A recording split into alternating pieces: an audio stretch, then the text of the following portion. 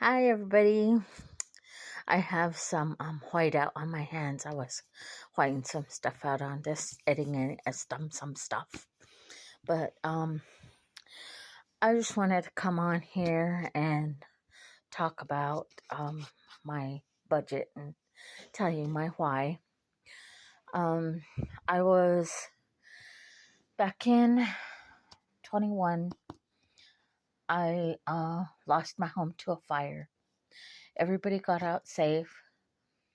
I didn't have insurance on my home. I couldn't get insurance on my home, and so I lost everything. There was a short in the kitchen, and so we had to use extension cords to plug it in other areas of the house, so everything in the kitchen would work. But anyways, long story short, I lost my house, and then after I got displaced or whatever, however they call it when you no longer have a home.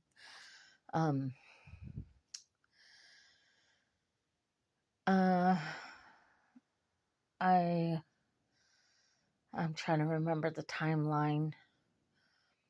I think it was my dad. I found out my dad had cancer, and so I was kind of blessed in that way because we set up a tent outside. It was summertime, so we set up a tent outside my dad's house, and we stayed out there while I helped, or I shouldn't say me and my siblings all helped with my dad. They would come and help him a little bit, and then I, do what I could. And anyways, I was helping them take care of him. And I'm sorry, I say a lot. I used to never be an person. I hung out with someone who says a lot, and so now I say it a lot. I'm trying to break my habit of doing that because it's not nice. It's not proper grammar, and my mom used to get mad at me for doing that. Let's see. I stayed out there from August, September, October, November, and then my sister got sick, and we ended up traveling over to Nevada to stay with them for a while. She wasn't doing too good, and she got pneumonia, and I think it was in November or December. I can't remember. My timelines are all mixed up, but she passed away. The same time my dad had cancer, he was okay, and so we traveled down there to see her, and we got to spend some time with her and the family down there. And then in January we came back home, and it began to snow and get really cold, and so I ended up getting into an apartment about that time. So I sent my family down to the apartment, and then I stayed up there with my dad for a couple more weeks. And I don't know if anybody else has parents like this, but my dad said, "Are you going to go home anytime soon?" And so I was like, "Oh, I can." He goes, "Well, I'm doing okay now," and he was starting to wheel himself around in his wheelchair and stuff. He has let me see if I can say it, multiple myeloma cancer. And right now it's kind of like in a remission stage. It's not gone. It'll never be gone. It's always going to be in his system. And eventually, he's going to pass away. So we just kind of have to wait. And then maybe, I don't know, he's doing really good. He's like out walking around. He's driving himself. He's living life, being happy. So who knows? Maybe he can, heal from it. We don't know. We never know what God's plans are. We just have to trust him and pray that everything works out for the best. So anyway, he's doing better. And I'm happy about that. Okay, I'm gonna try and not cry. So I get home and everything just kind of calms down, and I'm a flagger, so I start going back out on the road. I start trying to heal myself. I really didn't get to grieve my sister, and so I just went on with life. And then finally a grief conference came up, and so I set my mind on going. In the meantime, while I was planning that, it was a year later, August of 2022, my daughter hurt herself at work. She hurt her back really bad. She had always had back problems. She got into several car wrecks and got through from 4 different cars at 4 different times. And so her back was just messed up. I was blessed by her with 3 grandchildren. And anyways, she struggled with addiction to drugs all her life and alcoholism. And she had a really hard life, but she had a blessed life. She was raised by my family and myself. Anyways, she hurt herself and she lost her children to the system. She tried to fight for him. She got him back and then she lost him again. The final time they said it's going to take you longer to get him back, and she couldn't handle it. She signed him over and just went on with her life. She didn't tell me about it. I thought that she was gonna fight for them, but she gave up. And then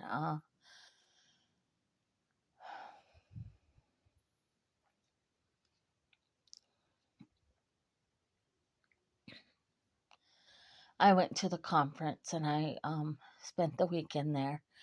And by this time, her back's really hurting. And I told her to hang on until I got back. And then I could help her, because she wasn't helping herself. She was just handling the pain. She was walking and barely moving. If she laid down, she had a really hard time getting up. And it hurt her to walk. And she was continuing to try and go to work. She worked as a assisted living caregiver. And so, that requires a lot of work. But she continued to want to go to work, and she didn't want to lose any pay. But before I left, I told her, when I get back, I'm going to help you. I'm going to take you to the clinic. I'm going to make them do something for you. I don't know what, but we got to get them to do something for you. And she said, they're not going to do nothing for me. She just had given up by this time.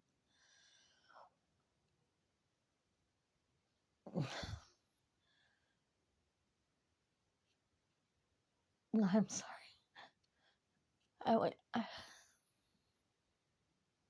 I left Friday for the conference, and she messaged me and she said, I'm relapsing. And I begged her not to. And I just continued to stay at the conference. And that Sunday I started home, and I got a call that she was going to the hospital.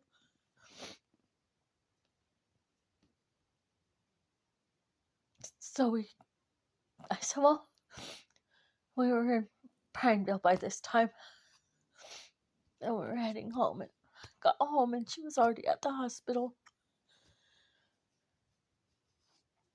I got there and I got to talk with her one last time. She passed away a couple hours later.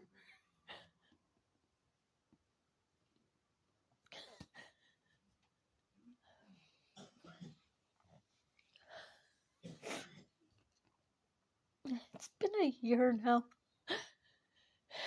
Still feels like it was yesterday. I've gone through so much trauma, so much loss these last 3 years, and it's been really hard. And I'm sorry, I'm crying. This is the big why of my journey, of why I'm trying to pick the pieces up of my life and trying to connect the pieces together, trying to put my life together and focus on something so I don't go crazy, because that's how it feels sometimes, especially losing my daughter and my sister, the one sister that I was closest to.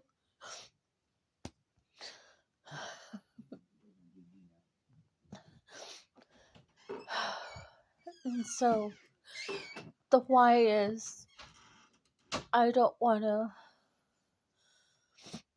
be in that situation where something happens, like I lose my home, or I lose a family member, or I lose anything, and I don't have a backup plan. I didn't have no money. We were barely making it paycheck to paycheck at the time, and when I lost my daughter, we didn't have any kind of emergency fund or anything. We just went on with the money that we had. My daughter was the one who got a loan, and she helped us with all the stuff for the funeral.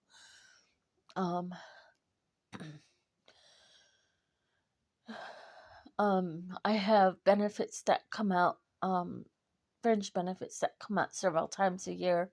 That was what helped me with my dad, and while we were down in Nevada. But that doesn't last very long, and we don't always have that cushion when we have something go on. And I'm a Native American, and as Native American people, our people go through so much oppression, and I don't like to say that we're, we don't get a lot. People always have this misconception that we get a bunch of stuff for free, but we have to pay for stuff just like anybody else. But I don't want to live like that anymore. I don't want to have something happen and not have a cushion. And so that's why I came across Dave Ramsey, Be Budgeted, Two Sister Bees, Amanda's Budgets. I could name a bunch of people. I watch budgeting videos all the time. I like to listen to Dave Ramsey when I'm like driving to work and stuff, and I'm trying to follow his steps, but it's not. I'm kind of ish right now is what he says, the Dave-ish right now, because I'm not following it like it's supposed to be. But that's my why. And I just wanted to share that with you guys today. And thank you for listening. And I'll talk to you guys another day. And you guys been looking at the screen, and this is what I've worked out on my budget so far. So thank you for watching, and thank you for listening. And I will talk to you guys later. Bye.